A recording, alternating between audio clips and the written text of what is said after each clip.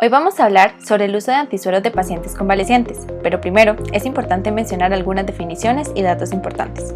La inmunidad pasiva es aquella en la cual se administran anticuerpos ante un determinado antígeno a una persona, con el propósito de prevenir o tratar una enfermedad. El uso de antisueros de pacientes convalecientes se ha utilizado para prevenir y tratar enfermedades infecciosas desde el siglo XX, en enfermedades como poliomielitis e influenza. Más recientemente se ha utilizado para tratar el ébola y el MERS. Esta es una técnica utilizada clínicamente cuando se presentan emergencias de infecciones virales y no se cuenta con ningún medicamento específico.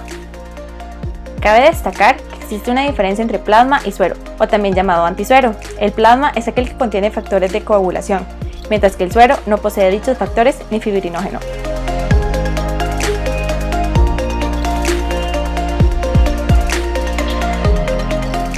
Con respecto a los donadores, estos fueron pacientes que lograron sobrevivir ante una previa infección y montaron una respuesta inmunológica contra el agente patógeno.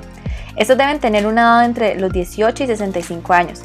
Deben de haber sido diagnosticados de la enfermedad para la cual se desea utilizar el antisuero, encontrarse libre del virus y haber estado entre 10 a 14 días asintomáticos, además de dar negativo a las pruebas de VIH, hepatitis B, C y sífilis.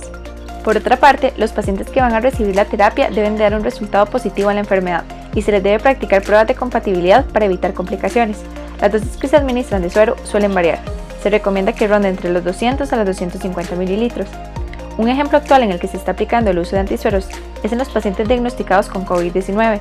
Por tanto, una persona que fue contagiada en el mes de agosto, ya en octubre puede ser un donador para un paciente COVID.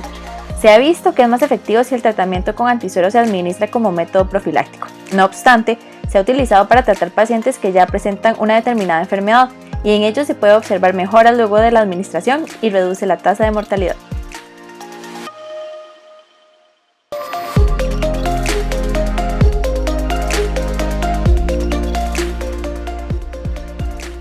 Se refiere a la técnica que implica la separación de los componentes celulares y solubles de la sangre, como plaquetas, plasma y hematíes.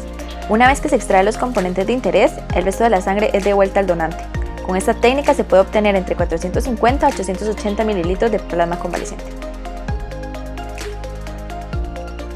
Mediante esta técnica, la sangre extraída se separa en sus componentes por medio de centrifugación.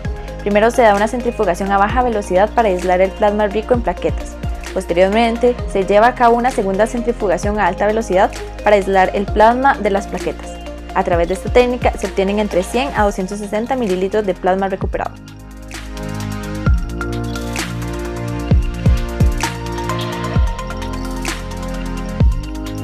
Los posibles mecanismos de acción en los cuales actúa la terapia son mediante la neutralización viral, la citotoxicidad dependiente de anticuerpos y o por fagocitosis, además de la activación de complementos. Los antígenos están en la membrana de las células que han sido atacadas por los virus y si siguen así van a morir o ser dañadas. Entonces, lo que hacen los anticuerpos es colocarse en el antígeno y neutralizarlos, o sea detener su efecto, y aunque sigan ahí no pueden hacer su acción dañina. Relaciona la inmunidad innata con la adaptativa. Funciona a través de cascadas catalíticas que median la eliminación de patógenos mediante el complejo de ataque a membrana. De esta forma, ayuda a desencadenar respuestas inflamatorias.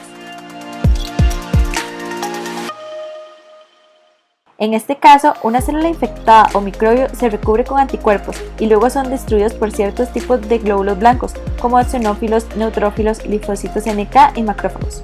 Los glóbulos blancos se adhieren a los anticuerpos y liberan sustancias como perforinas, granzimas y citoquinas, que matan estas células infectadas o microbios. Unos anticuerpos denominados opsoninas se unen a un antígeno que está colocado en la superficie de las células infectadas y produce un cambio conformacional en el FC de los anticuerpos. Las células fagocíticas tienen receptores para FC que se unen a esta porción facilitando la fagocitosis de los microorganismos recubiertos de anticuerpos.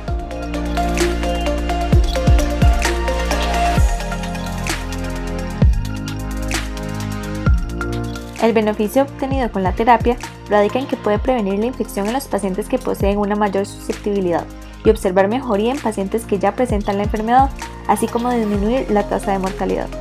El objetivo es ganar tiempo, es decir, se trata de una estrategia que pretende crear una inmunidad inmediata en el paciente afectado, sin embargo, es una solución de corto plazo. Otros riesgos podrían ser las infecciones inadvertidas con otros agentes infecciosos, así como también las reacciones a los componentes del suero. Podría presentarse el fenómeno denominado intensificación de la infección dependiente de anticuerpos, y además puede mencionarse una atenuación de la respuesta inmune, que por ende expone a los pacientes vulnerables a una posible reinfección.